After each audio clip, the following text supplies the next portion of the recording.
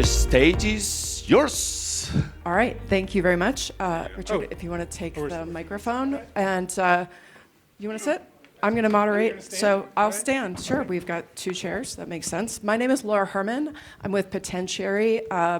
This company was founded as an investment advisor after I had 20 years working in nuclear science and technology across the entire fuel cycle, doing tech transfer from our national laboratories in the United States out into the startup world. So in the last decade or so, I've had the opportunity to work with a lot of startup companies who are trying to break into large industrial systems-oriented types of industries. And so that brings me here today and to Davos this week. And I am excited to be having a conversation with Richard Hung, who is former Microsoft. He's going to tell us a little bit about his company, and Mark Terrell, who has been organizing these spotlights here for unDavos. The one and only. Yeah. So Richard, please, you want to take a few minutes and tell our audience about what you're working on and how you got started in the AI infrastructure. Well, thank you, everybody. I think we have an AI house here. We've got all these crazy things happening.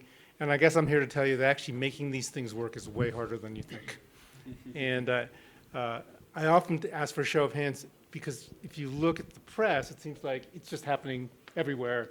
And I guess I spend a lot of time talking with the very biggest companies, and the answer is it really is very hard. So by way of background, I worked at Microsoft for 12 years. You can blame me for all the issues with Windows, Office, and our server products. I guess that's one thing. And then I spent 15 years as a venture capitalist. And in the last 5 years, I've been doing AI companies. And our company is called Total Neural Enterprises, TNE.AI. And we're really trying to help the biggest companies adopt this technology in an efficient way. I love to hear you say that transferring artificial intelligence into these enterprise systems is not easy, because too often I hear it kind of presented as a panacea. So we'll talk a little bit more about how it can be difficult. It's called the San Francisco AI House Party, by the way, if you're wondering what the actual technical term is. Great. Mark. Hello, everyone. So I'm Mark Terrell. Let's say a few things. So most of you will know me from, particularly in Davos, will know me through unDavos.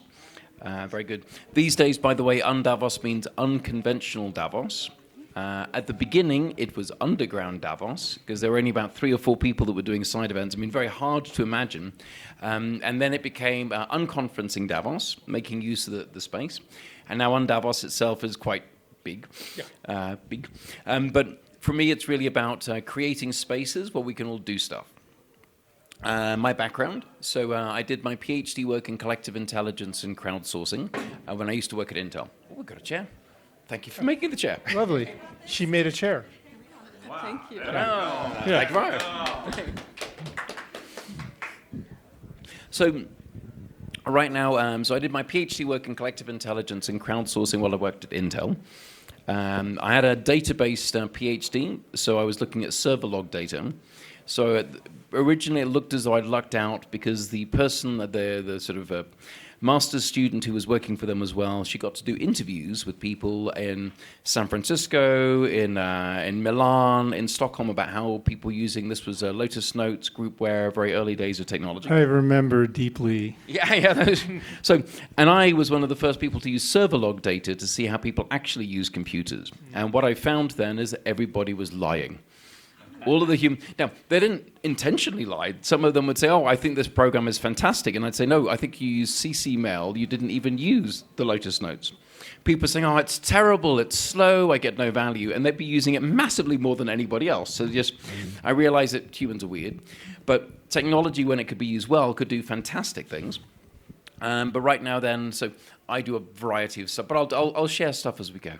Great. Well, so good, because Richard and I started this debate in the hallway. Okay. And I want to continue. This is We're going to continue this conversation saga. Because we think about how AI applies to these large enterprise systems. And when we're talking about energy use in particular, which is an area I'm interested in, we were talking about whether or not this is a energy consumption, and really minimizing consumption at the use point is something that AI can help a lot with. We've seen that with demand response in the utilities. utilities in the electricity sector are not known as early adopters. Right. And so, Richard, can you talk a little bit about your perspective on the use of AI in the industrial sector and where technology such as AI can be helpful and what still remains to be done from an engineering and a science perspective? Well, I just want to say that I have deep understanding of these issues because one of my investments was in an energy trading company in Australia. And I spent more hours than you want to know analyzing spot pricing of electricity. So with that perspective, I think that there's two ways that AI can help. The first is that just load prediction helps a lot, right? Because the fact is these systems have to be, as you know, sized for peak load. Small modular reactors are another nice solution. But one of the things I think that AI can help a lot with is doing that demand prediction and then figuring out where the load is really going to be and when it's going to be. But the second is actually way more fundamental, which is that today, almost, I would say, 99% of all the AI compute is done in the cloud. And that is some of the most expensive in terms of electricity, performance per watt. And the reason is, like a car, right? Since we have Formula One here. A Formula One car goes about 3 times faster and costs about $250 million to make, or you can go buy a small car for $8,000 or $10,000. So I think what's happening now with AI is this gradual migration of that compute from just data centers to PCs to phones. And this phone, for instance, is more powerful than the fastest Cray computer that was doing defense nuclear warhead things in 1995. So I think you're going to see two things happening. One is more load prediction and so forth, but the second is just moving the workload out to the devices people already have. For instance, Apple just announced a feature I can't believe. Actual live translation. You put your AirPods on, and by the way, when it's doing that live translation, it's not going to the cloud. It's just running on the local machine, and these machines are drawing 5 watts, 15 watts. So that efficiency, I think, is going to help us a lot, too. Mark, you do a lot of work with unDavos with venture capitalists like Richard and really helping bring investment to startup companies that are bringing these innovations to market. And I'm curious from your perspective, when we're talking about things like what Richard's describing, this sort of systems change, where you've got to not only have your suppliers of your phones developing phones that can do these things, but there is that larger system approach. Like, that type of investment doesn't happen on a project finance basis, one company at a time. So where do you see the role of conversations like unDavos fitting into that, building those big ecosystems for those transformative technologies? Well, I think that, so there are many, many different pieces. There's also many different countries involved. Now, and therefore, this is why the Davos conversation is very interesting, because to some extent it's fairly easy to take a US-centric view, even when we're in Europe. And at the same time, then, almost like the thing that's absent from our sort of most of the world, at least sort of almost by choice, is the Chinese world, and then the emerging Indian world as well. Because if you like, there is let's look at whatever, hyperscaling. So I was having conversations yesterday at the Belvedere with people doing hyperscaling. And the thing that gets me is that, okay, I lease cars, because I'm not an idiot, but if I were to buy a brand new car, it loses 50% of its value the day that I buy it. If you look at these chips that we have right now, will they really have a 10-year lifespan? Well, they might be used in 10 years' time, just like I use my iPad to pretty much stick it in the kitchen to open up recipes, but it's not going to be used for anything really, really cool. So one of the things that gets me is, first of all, some of these technologies will be obsolete in 2 years. We're throwing massive amounts of money in. The next thing, and this was a Davos observation I had last year, is that last year during Davos, when it was AI everywhere, what then came out is a little company called DeepSeek had a completely different way of doing it with a completely different cost model. And I think what the Davos conversation does is it brings in perspectives from different countries, mindsets, technology base, which could mean that even though there is a consensus, we're marching off in this direction, it's all good, goes whoosh. And I think we're very likely to have many sort of whoosh moments through technology in the next months and years that will be dramatic. I'll have a quantum computing session that's going to come up sort of after this thing. Eventually, when Q-Day happens, all of this data that we have that is encrypted will basically be in the clear. there's no conversation talking about like all of your private pictures, all of your visa records, everything will be in the clear in, is it 5 years, is it 3 years, is it 10? There is no, I mean, but Davos is the type of place we can at least start to have these conversations. Now, sure, we should have had these conversations 10 years ago, but quite often there's a consensus that, no, we should. But so right now, yes, I do see this. Davos gives us the place to have this ecosystem conversation within the different domains of technology and the different countries as well. So, Richard, as a VC, how do you approach your investments in this kind of world where things can change so fast? Do you try to stay diversified? Are you looking for specific sectors where you think you can have the biggest impact? Well, this is where I'm glad I only spent 15 years as a venture capitalist and now spent the last 5 years as a startup person. You're asking the hardest question because it is very, very hard to predict the future. And the problem is, it's called selection. Choosing the right company, it's sort of like you go on a date and you get married for 15 years. And that's venture capital, right? Because it's a great meeting, it's wonderful, you have the first day, and then you realize it's the first day of the rest of your life, and you're going to live with this investment typically through 2 or 3 CEO changes, typically through 4 or 5 market changes, 6 pivots. So I think it's a very, very hard thing. And I think particularly now, because just to follow up on your unDavos comment, I think this is the first time that we have a technology where, we were just talking about Zambia and Kenya, for instance, where every other technology thing I've worked on, you can buy a phone, but you can't make a phone. You can buy cloud services, but you can't make AWS. This is the case where you mentioned DeepSeek. You can actually download that model in Kenya, build your own system, and you have zero dependence on any trading partner. This is a truly revolutionary moment where everywhere around the world, you can develop your own state-of-the-art company. So in fact, we started in Seattle, and we're in the middle of moving to Singapore because we see the difference in worldview being so great between the United States, Southeast Asia. Well, we're going to start an office in the Middle East so we can access Africa, and of course, India is right in between. So anyone who's doing these things, I just encourage you to realize that it is unlikely that the way AI is deployed is going to be the same around the world anymore. In the old days, you just take Microsoft's model and just import it. Today, it's not that clear because maybe you don't have to have gigantic power grids. Maybe you can be more focused on PC infrastructure and microgeneration and not find a 50 gigawatt plant. Yeah, I can see. I've got an extra thing though. So being an angel investor is a stupid idea. I know I am one. Yeah, I know. Being an early stage VC is a stupid idea. Even any VCs here Yeah. could be even dumber. Yeah, absolutely. Even late stage has got a phenomenal amount of risk as well. I've done that too. That's Yeah. not so fun either. One of the things so I did an IPO for my first software company, and I did an IPO because I wanted 50,000 euros to renovate my kitchen.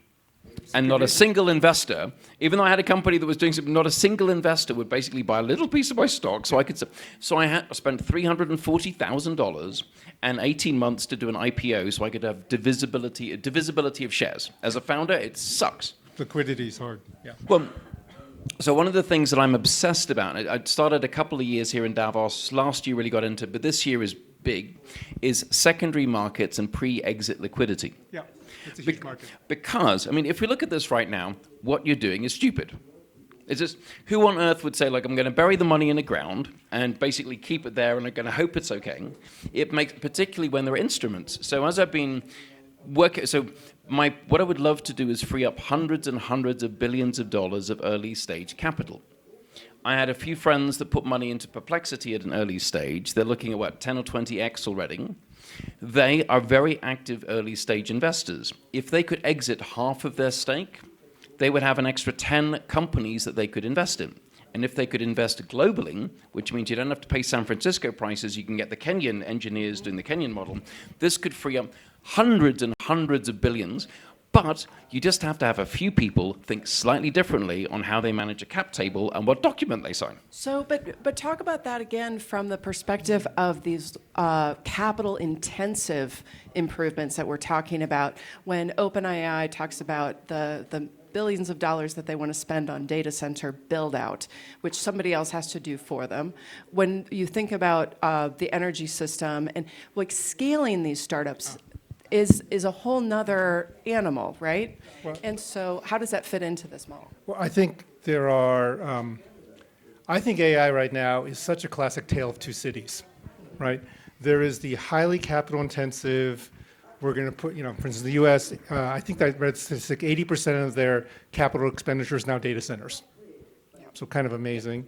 Huge percentage of GDP growth is just data centers. It's not clear that is the model that's going to work worldwide. So let me just construct a story. And it's as though America decided, like in the age of, it feels like it's a difference between canals and railroads. But we're just at the cusp where the first railroads kind of there, but they're kind of crappy. So it's much, much better to raise capital to make canals everywhere. I actually have a different analogy because I just went to the defense thing. So for those of you who are history buffs, when World War II happened, everyone was building these gigantic things called battleships, right? And they were amazing. They cost hundreds of millions of dollars. And then and by the way, a typical battleship then cost $1 million US. An airplane costs about $8,000 US. Turns out that an $8,000 airplane can sink a battleship in about 10 minutes. So I think it is much more analogous to say that the current way that America is building things has to do with the fact there's a huge capital base and you've got to use it somehow. It's not clear to me that that capital intensity is really appropriate for most AI applications. Let me just talk about one of ours. So we build advanced know your customer applications, anti-money laundering applications. We use very small models. We can run them on laptops. We don't have to buy anything from OpenAI. We typically can deploy them even on a phone. And it turns out you can have one or two software developers, AI architects, write the whole thing for you. And you can do that at scale. That's what we do. So we actually have, because the university education system isn't there, we have our own internship program. And anyone here who wants smart can apply. But basically we have an internship program that puts people through a 6-month boot camp that teaches you all the business skills and technology skills. So you can literally, because this is the way our system works, you can literally write a business plan and then writes the application. So you're not writing code. You're just saying, I need an application that can do this, this, and this, because it turns out most software projects fail because actually the business never made sense. So I think this is the kind of radical thinking that can happen in an unDavos world, because I can build a company in Kenya with 4 people and a laptop for 100,000 quid. Yeah.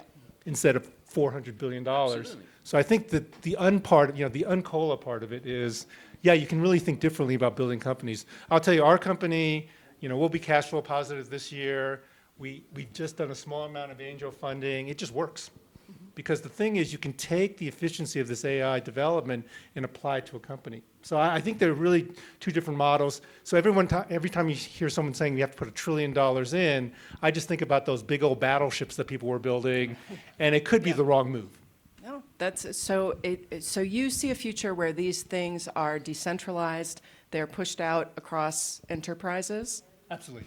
I think that is going to happen in big enterprises. But to talk about the unDavos part. I'm going to the African house later. Mm-hmm. It can happen anywhere. It can happen in Leeds. It can happen in Manchester. This old world where you had to lift up your boots and go somewhere, that sort of ended now, because you can actually, and for instance, in Wales, we're doing a whole training program for a big university there. We'll probably do it in Greece. And so this is much more approachable than ever. So what would either of you say to the critics who look at OpenAI, a ChatGPT inquiry, the energy intensity of a ChatGPT inquiry versus a Google search? I think that, I'll just give you an example. So we've built it's a sales engine, right? So it figures out which customers you want and so forth. And we first deployed this in a cloud model. And then we started shrinking. And we have a technology that you can take something that works for big and just keep making it smaller and smaller and smaller. And we thought we could hopefully just technically speaking, have it run in a PC. So just to give you the numbers, OpenAI is probably 1 trillion parameters. It's vast, right? A PC model is about 100 times less, about 30 billion parameters. We got to run 1.7 billion parameters, so almost 1,000 times smaller and 1,000 times cheaper, and it will run on a $1,000 computer. Great. So it has and by the way, that computer burns 25 watts. Mm-hmm. So we've taken something that probably cost, I'd estimate 10 to 20 kilowatts, and now you're 25 watts. So I think that's the engineering that's important. And you're pushing the processing out of the data centers and down to the It local turns out that machines. it's, in the computer science world, the expense goes like this, nonlinear. So if you only need a little bit of compute, it's very cheap. If you need a lot, it's very much more expensive than it should be. So you always want to move down as far as you can on the curve, and that's one of the things our company TNE.AI does, is try to figure out where the right part on the curve is. And when you're in deployment, that's really important. And it's a huge human behavior change for big enterprise systems that are used to being really centralized and understanding how those systems work. Well, here's the funny thing. If you look at, who's used their web browser today on their phone? What percentage of the computation for that web browser page you think was in the cloud versus on the phone?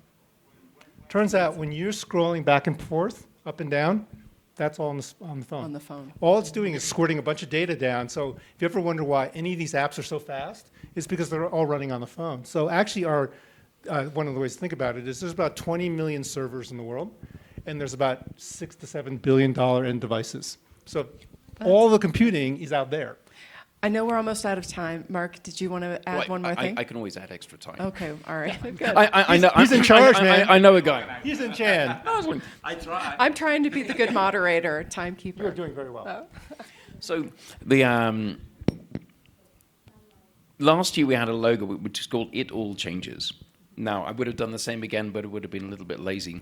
So right now, I think because compute is relatively cheap, because the knowledge of making this stuff is basically everywhere, because there are so many module pieces, because money is quite available, because there are lots of different countries, it means all of the enabling conditions to allow us to invent all kinds of stuff are all here. There are also some technologies like atom by atom building of materials that might have been 20 years in research, but it's also coming out. You've then got the quantum stuff that is also coming out. We've then got robotics, humanoid robots, everything else. I actually think the tech stack or the tech platform that we have is going to radically change almost every single business and organization. And what I'm looking forward to is there will be some VC brave enough, or a sovereign wealth fund, whatever, will say, you know what, I'm going to take somebody that used to run a Danone, or used to run a Bosch or a Ford, and I'll give you 50 million to destroy that industry and rebuild it with all of the new tools, not just like a little bit, like we're going to get rid of our SAP system and use something. No. But imagine that right now you'll build the factory with humanoid robots at night. You'll still use the humans during the day, but at night you can get the human, because they can see in the dark. So right now, but that'll just be one piece. I think right now, my hope or expectation from a place like Davos is there'll be very forward-thinking people that'll realize that all pieces of the stack can be changed at the same time. And that means you don't need as much capital, or you can get much more expansion. So I think this is an incredible renaissance time. Now, I do think it's going to be a little bit tragic for the people that aren't going to be following along. However, from my view, on our phones that we have the gift of knowledge. People could learn Korean. They could read Cervantes. They could do anything. The fact that they choose to look at Instagram videos is their fault. Just my view. They have the ability to do anything, and they choose not to use it. So I do see, though, that those people who can rethink and rewire will this is a phenomenal time to be alive, as long as you're on the top of the wave and not underneath it. Yeah, I was going to say, I'm going to have to play devil's advocate, because while it's exciting to see all of this technology get pushed out to something as small as a phone, the robots that you're talking about, all of these things require electricity. They require energy in some form. And when it comes down to it, we're still boiling water to turn turbines. So to keep these machines running, we have some incumbent industries that require really massive change. Absolutely. And so that is, I think, one of the bottlenecks that we have to contend with to make this reality, this vision that you've described, a reality. So just from the defense panel beforehand and connecting these things together. So I was having a conversation with Bronte, and we're playing a little game about will you ever have city defense systems? So Ukraine... Like we did in the Middle Ages. Well, and we're moving to the dark ages back again, city-states and everything else. But the logic is that, so last year, Ukraine Special Ops sent a truck full of drones. They drove the truck 2,000 kilometers, and then the drones just had to open up its roof, travel 5 kilometers, and it destroyed whatever, $250 billion worth of military hardware. If you think about it, all of our infrastructure is incredibly critical. There is no defense for any piece of infrastructure, basically. Particularly when you could just have a truck and drive it through. So right now, I've been sort of playing the game, and this might be when energy could change. Now let's imagine an actor decides, probably for a budget of whatever, $1 or $2 million, to go out and take out pieces of the electricity infrastructure of the United States. How much would it cost to take out a dam? $2 million, maybe 4. Go up to the power lines. And power lines are cheaper to get out. Well, it's the so right now then at the moment. Sorry, I really love military history. Well, and we are living. I mean, right now, the fact that maybe having tariffs will allow a country to take over Greenland, maybe it won't. But we're living in a war. Like, I think warfare is going to be the next topic for this next Davos. But then it means then that our energy infrastructure. If we look at, let's say, how we then begin to have changes, war is a way that you have a lot of changes. Ukraine is already seeing that now. At the moment, there's masses of complacency that everything will just be the same and maybe 2% different. Right now, when we see pieces of these infrastructures dramatically changing, it will force through changes, kicking and screaming. And if not, quantum computing will take the board of directors, it will find out all of their emails, Visa card transactions, and everything else, and that will happen. It'll be crazy shit, like. Great fun. Can I make one prediction for you? Yeah, sure. I think, just to follow up on your point, I think everyone now knows that food security, energy security are vital.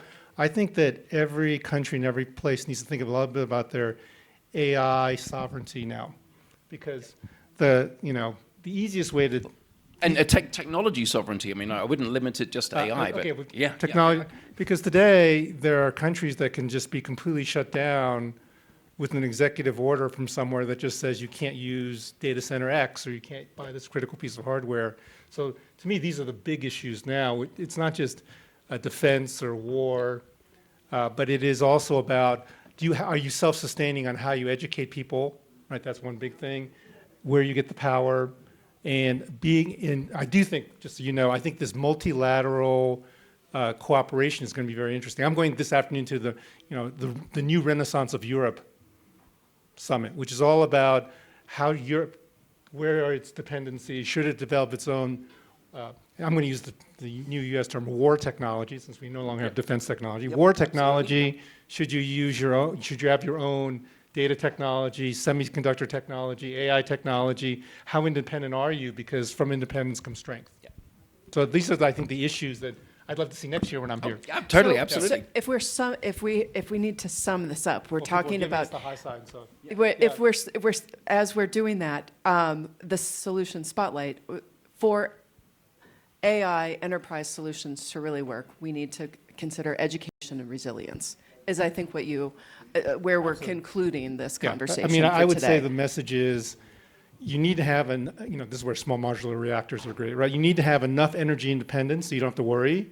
You have to have a strong enough education system so you can move people together. And then you have to have enough, I like your term, technology sovereignty. So are you using a stack that is primarily one where no one can say, I'm not going to give this to you anymore, and your entire country falls apart? I mean, another thing as well is that unfortunately, there are no 3 things that will help. There's 50 things. And I think right now we have a habit of simplifying things. So in our poor, stupid human brains, we can handle stuff. Now, already AIs can do it better than us, because even like your basic ChatGPT or even your phone version can handle 50 things at the same time, which we can't. The thing is that if you look at all of these challenges that we're working on, they all require at least 50 things to be worked on. Okay. At least. So right now, whilst I would love it to say, oh, here are the 3 secrets, it's obviously the first thing is that there is no 3 secrets. Yeah. It's complicated. The human behavior aspect of it does require, though, we find some ways to simplify it and keep it focused on a solution set that people can wrap their minds around. When the machines take over, we'll find out if we were right. Right. Very good. Thank you very much for hosting this conversation. Great. Yeah. Are we taking questions? I guess so. It's up to you. Actually, you can just get machine guns. You don't have to get submachine guns. Just go for the full assault rifle. Well, so I live in Berlin. Berlin had no power for 2 days because a bunch of left-wing activists decided to basically take out a sort of power substation. So right now, our infrastructure is completely fragile. It has zero defense, zero. And for some reason, the people that are in charge have decided not to do anything about it. It is incompetent. Genuinely, it's incompetent. But anyway, but it's the... No, I mean, we have a couple of... by the way, for those people who are expecting to speak still, if you put up your hand, Max, you won't. Okay. Yep. All right. And then I think we had 3 more people to fit in. All right. Excellent. Very good. And by the way, and I realized that some people had problems traveling in, so that we have to be a little bit flexible for closing in. So it's the, I guess. Very good. Well, with that, I think we're wrapping up. Thank you, Richard. Thank you, Mark. This was a great conversation. Very good. Thank you. Thank you. Thanks for moderating. Good job, good job.